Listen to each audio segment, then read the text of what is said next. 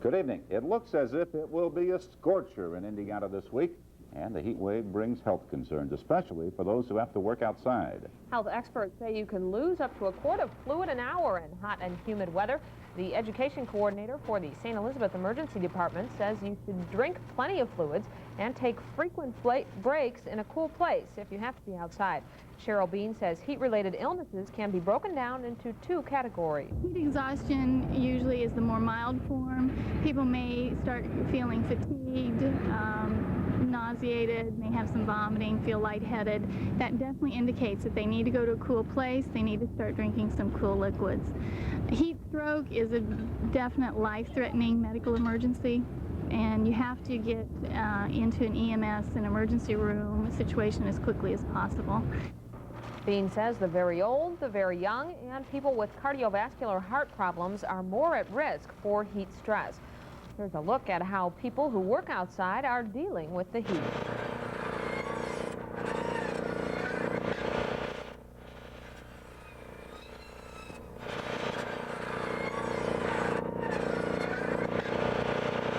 Already talked about in our safety meetings about how to cope with working in the heat, try and stay away from heat exhaustion, give them plenty of water, plenty of drinking cups, plenty of ice, cool themselves off, tell them if they're starting to get a little faint, take a little break, rest a little bit.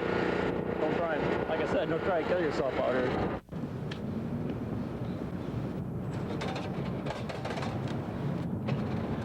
Keep up a nice, steady pace. Don't overindulge yourself. Just keep up a nice, steady pace, right? And just drink a lot of water, I reckon.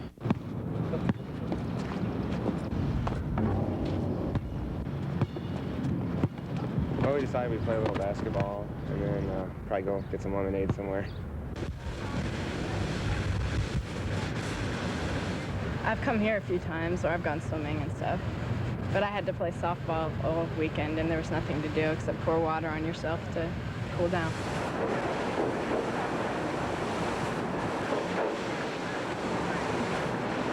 Just playing in the fountain with a bunch of my friends. Keep cool. Steve Shear has a look at the rest of the week's weather forecast coming up a little later. The Tippecanoe County prosecutor has filed formal charges against a Lafayette man accused of dealing cocaine.